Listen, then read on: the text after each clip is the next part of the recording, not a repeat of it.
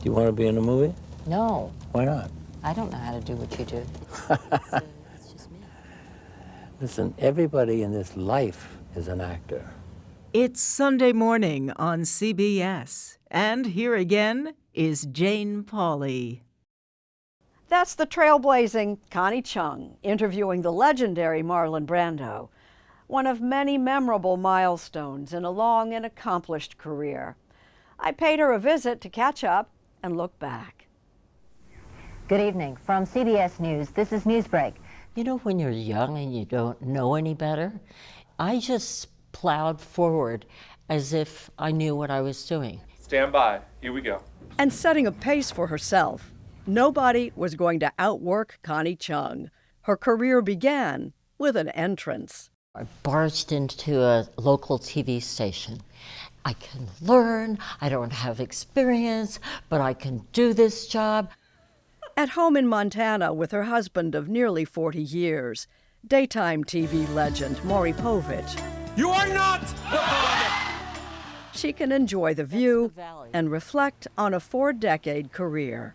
Her new memoir is called Connie. Let me tell you when we first realized that there was a Connie Chung. Maury Povich was then a rising star in the newsroom. She wanted a job, and the news director said, no, you're my assistant. She said, no, I want that job, weekend writer on the news desk. And he said, well, then you have to replace yourself.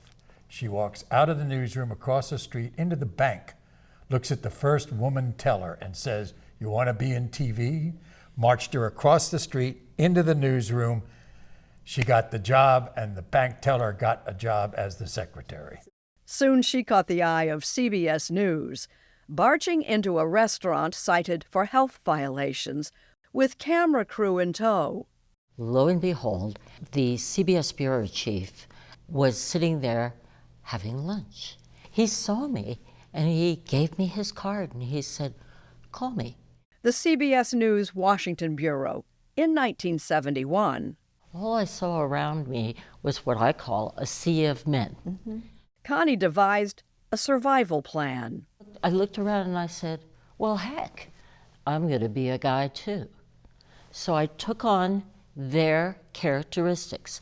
I had bravado. I would walk into a room as if I owned it. And she could talk like a sailor.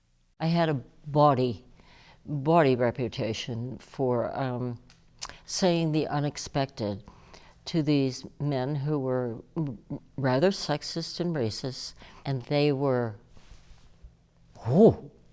but the bad words, not good.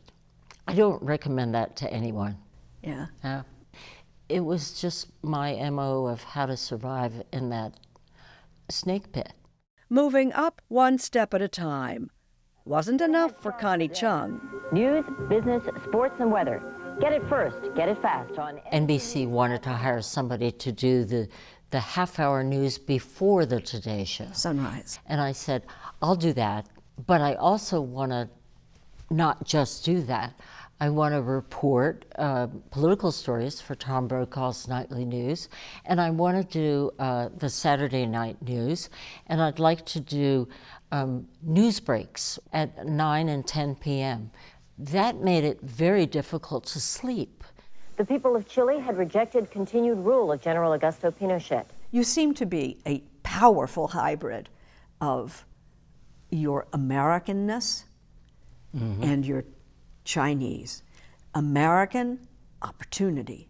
Yes. Chinese, dutiful, always does the right thing, goody two-shoes, respectful. Ambition, drive. Oh yeah, you know. Focus. Yeah, sure. The drive to succeed, that was a combo platter. In hyper-competitive network battles, the prize interview was the get. In November 1991, Magic Johnson, the great LA Lakers point guard, revealed he'd tested positive for HIV. I will have to retire from the Lakers. I went to his agent's office and squatted. I wouldn't leave until he left the office. She got the interview. Magic, how do you think you were infected? Well, the doctor said that It's definitely through sex. And the first interview with the captain of the Exxon Valdez It's nice to be home. Yeah. after the devastating Alaska oil spill. Captain Hazelwood, were you drunk when you boarded the Exxon Valdez? No.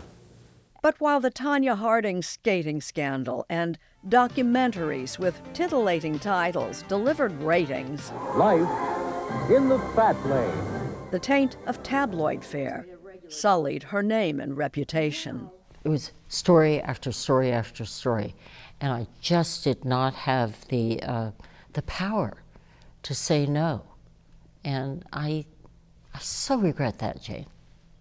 The daughter of Chinese immigrants, My parents were very, very traditional Chinese people. Connie was the youngest of 5 sisters, the only one born in America.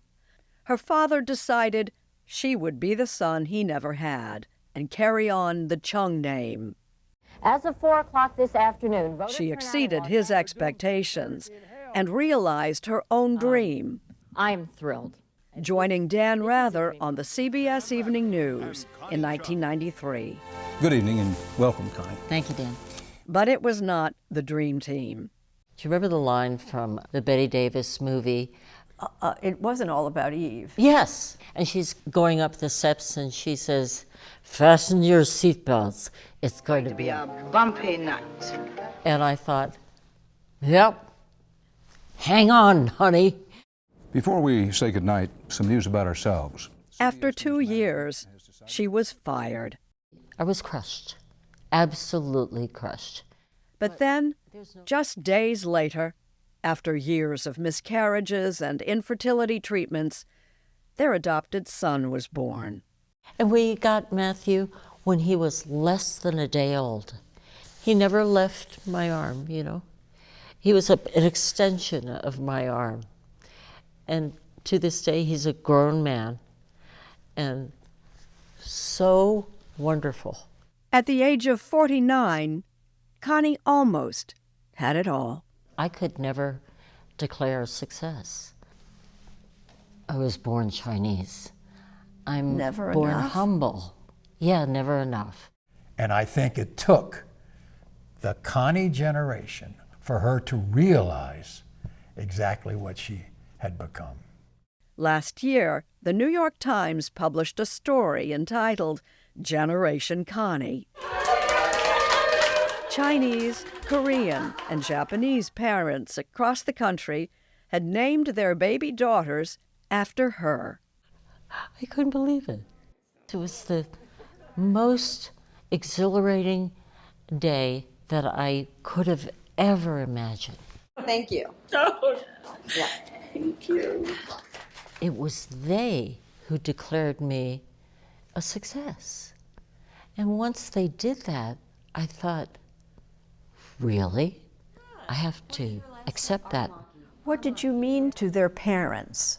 Work hard, be brave, and take risks. I wasn't the smartest. I wasn't the toughest. But those 3 things I did.